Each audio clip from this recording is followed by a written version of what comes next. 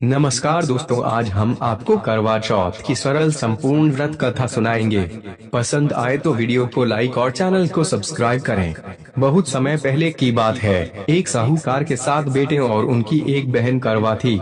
सभी सातों भाई अपनी बहन से बहुत प्यार करते थे, यहाँ तक कि वे पहले उसे खाना खिलाते और बाद में स्वयं खाते थे। एक बार उनकी बहन ससुराल से मायके आई हुई थी। शाम को भाई जब अपना व्यापार व्यवसाय बंद कर घर आए तो देखा उनकी बहन बहुत व्याकुल थी। सभी भाई खाना खाने बैठे और अपनी बहन से भी खाने का आग्रह करने लगे, लेकिन बहन ने बताया कि उसका आज करवा चौथ का निर्जल व्रत है और वे खाना सिर्फ चंद्रमा को देखकर उसे अर्घ्य देकर ही खा सकती है। चूंकि चंद्रमा अभी तक नहीं निकला है, इसलिए वे भूख प्यास से व्याकुल हो उठी है। सबसे छोटे भाई को अपनी बहन की हालत देखी नहीं जाती और वे दूर पीपल के पेड़ पर एक दीपक जलाकर चलनी की ओट में रख देता है। दूर से देखने पर वे ऐसा प्रतीत होता है कि जैसे चतुर्थी का चांद उदित हो रहा हो। इसके बाद भाई अपनी बहन को बताता है कि चांद निकल आया है, तुम उसे अर्घ्य देने के बाद भोजन कर सकती हो।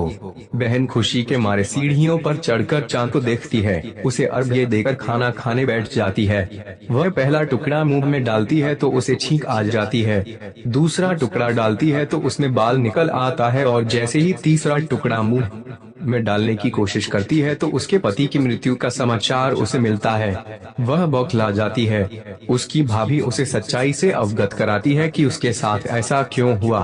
करवा चौथ का व्रत गलत तरीके से टूटने के कारण देवता उससे नाराज हो गए हैं और उन्होंने ऐसा किया है।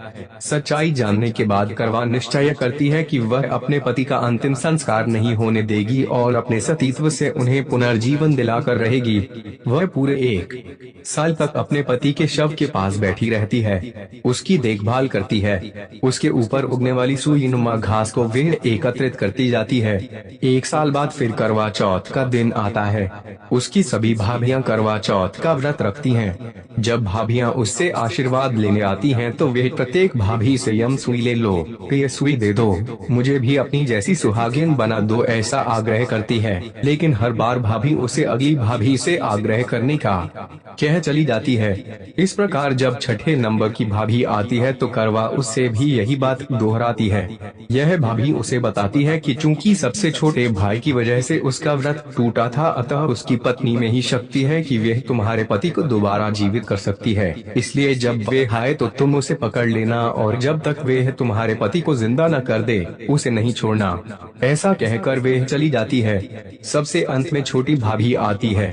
करवा उनसे भी सुहागिन बनने का आग्रह करती है, लेकिन वह टालमटोली करने लगती है। इसे देख करवा उन्हें जोर से पकड़ लेती है और अपने सुहाग को जिंदा करने के लिए कहती है। भाभी उससे छुड़ाने के लिए नोचती है, खसोटती है, लेकिन करवा नहीं छोड़ती है। अंत में उसकी तपस्या को देख भाभी पसीज जाती है और अपनी छोटी अंगुली को चीरकर उसमें से अमृत उसके पति के मुंह में डाल देती है। करवा का पति तुरंत श्री गणेश कहता हुआ उठ बैठता है। इस प्रकार प्रभु कृपा से उसकी छोटी भाभी के माध्यम से करवा को अपना सुहाग वापस मिल जाता है। हे श्री गणेश मां गौरी, जिस प्रकार करवा को चिर सुहागन का वरदान आपसे मिला है, वैसा ही सब सुहाग